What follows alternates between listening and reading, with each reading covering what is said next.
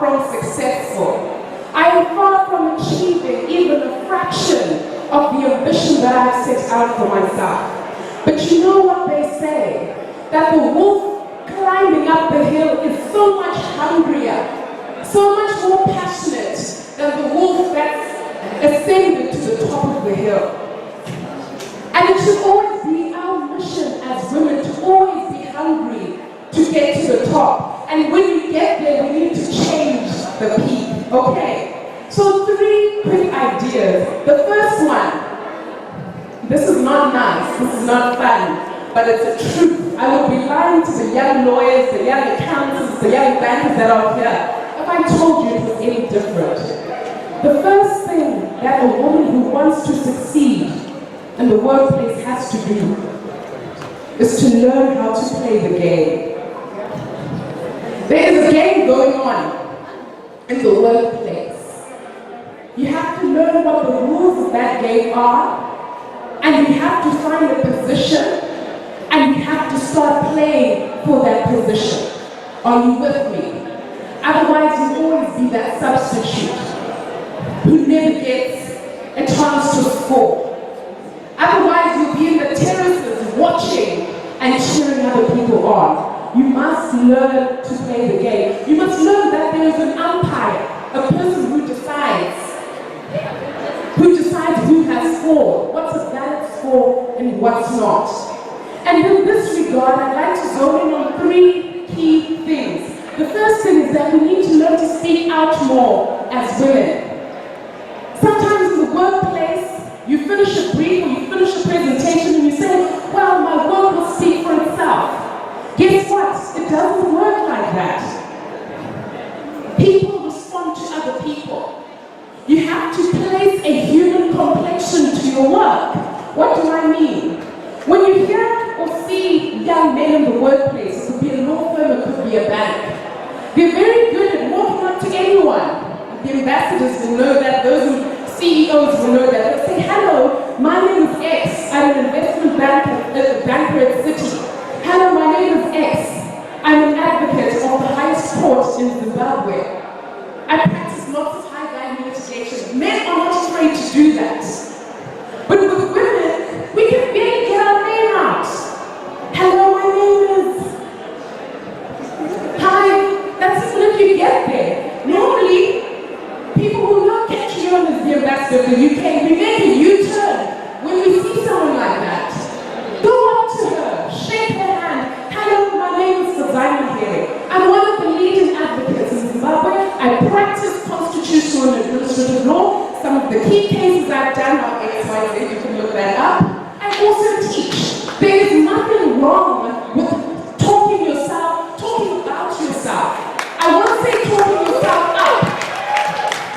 Because a lot of the time, women have enough achievements to pat themselves up in conversation. We don't need to lie about it. Just be honest and say, you know what, I won that case. You know that leading case that gives all of us dual citizenship or the right to it? I argue that.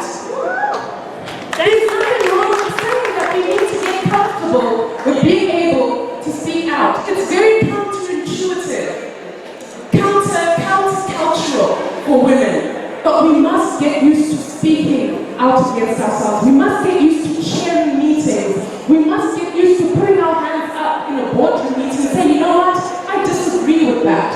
Or you know what, there's something that you might not have considered. Don't be afraid to let your voice out. Because our culture normally says women must keep quiet.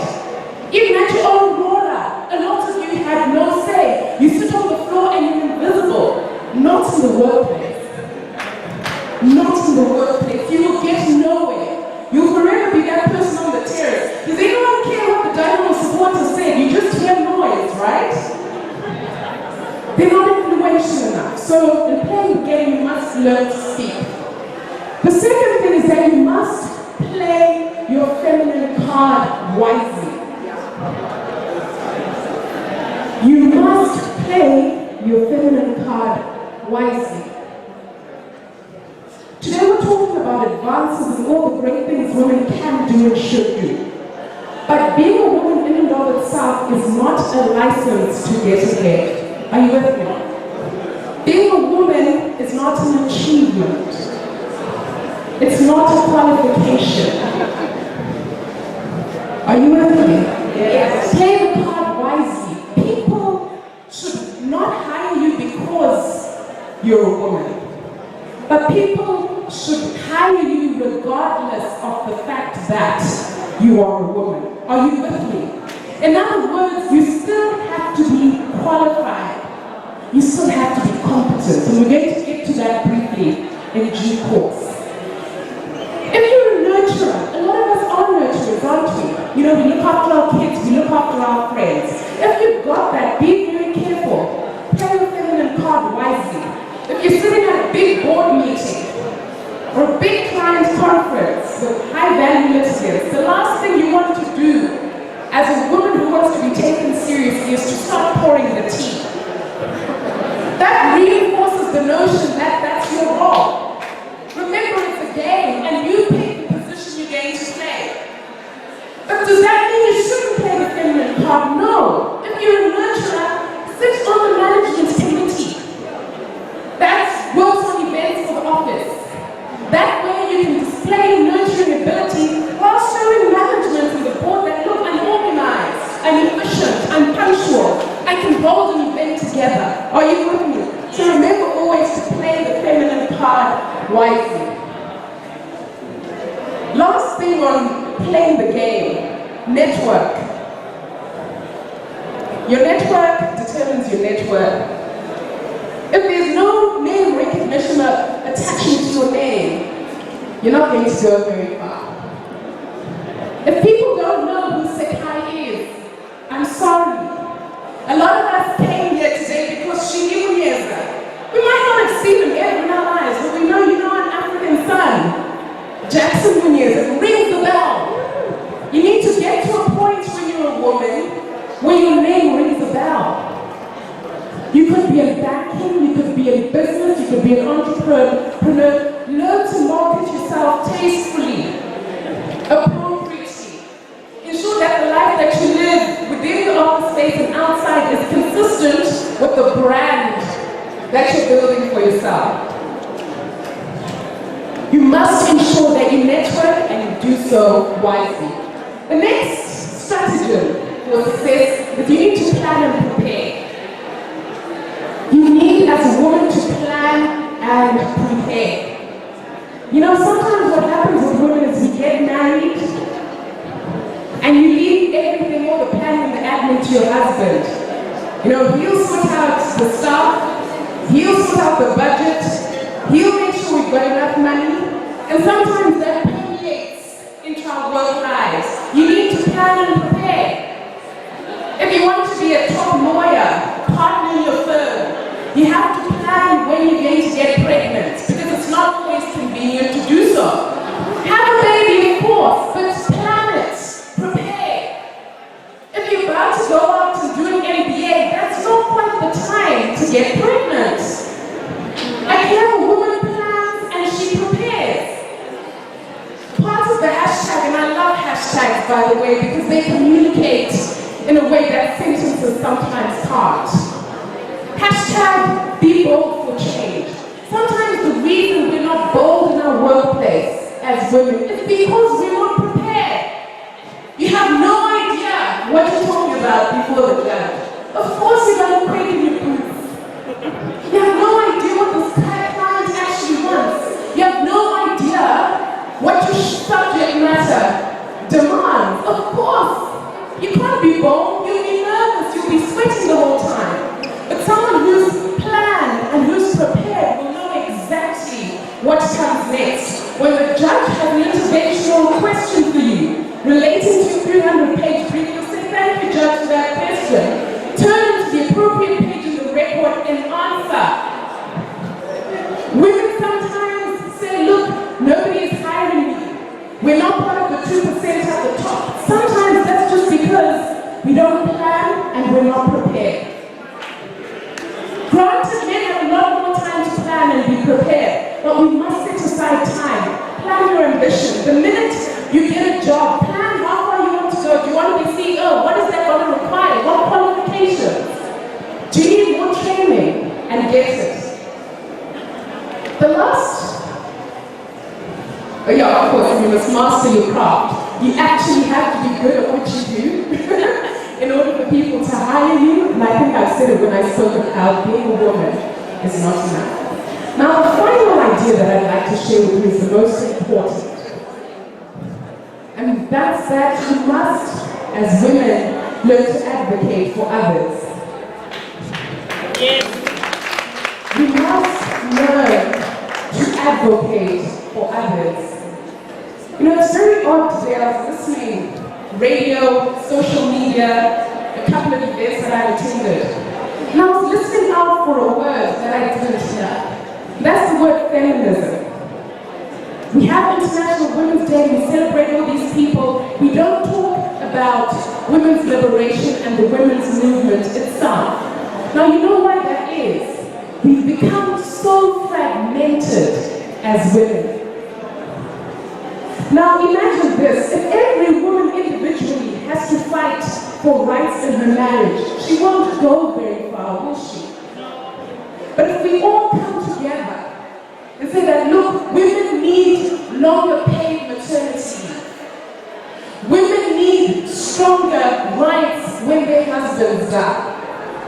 We clamor for the recognition of unregistered customary law unions. When we come together, our voice becomes so much more powerful. We must learn to advocate for others. You know why this is important? There's so many social constructs that are built around being a woman that sometimes we get overpowered. The patriarchy is real. Strong men at the top are real. Strong men at the top are the people who make the decisions. They're the umpire. They're the referee in that game. Now, if you're going to sit as a little substitute on your own and say, no, by the way, this is unfair, nobody's going to listen to you. But if we all come together and we say, you know what? Sexual harassment is a problem in our law firms. We don't care that most of the partners are male in our law firms. We don't care that most of the people who decide and regulate the profession are men. Sexual harassment is a problem in our hospitals, in our banks, in the professional environment. But women are so fragmented. The minute the issue comes up, we cannot join hands and speak out against vices like that. Representation. Remember, I'm talking about advocating for others. As a woman, you find that you're the only woman in an establishment. You have to ask yourself, how do I ensure that this system's bottleneck opens up? I'm not saying have a quota. Quotas can be flawed. But identify young interns. Have a policy that the interns you hire will be female. Because you know what? Men do that. Men will say, you know what? I met X at the club or the club. Come and be my intern. That's the full extent of the hiring process. And what are you going to do as a woman? You can't go to out to a pub with a man, a top CEO, to get a job. You're going to need other women to advocate on your behalf. To speak out for the younger, weaker women who don't always have a voice or haven't mastered the ability to speak out for themselves. Women need to start advocating for others. There's a reason the women's movement was so strong in the 60s, because any woman's issue, Upenyo's issue, Tanya's issue, became my issue. I didn't say, look, it's her own problem. Joyce Mudru's getting sexualized, I don't care. It's our collective responsibility as women to respond to the scourges that afflict us together. And so when you're in the workplace, you must ensure that you use your voice, because women who are successful end up at the top and sometimes forget what it took for them to succeed.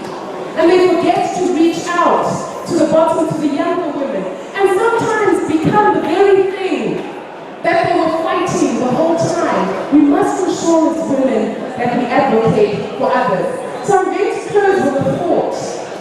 Our theme this evening is Be Bold for Change. And it's Jane Austen messages. She said this: "There is a stubbornness about me that can never bear to be frightened at the will of others. My courage always rises at every attempt to intimidate me. As women, we must step outside the box. We must be prepared to step out of our fear in the workplace, in the home, in life.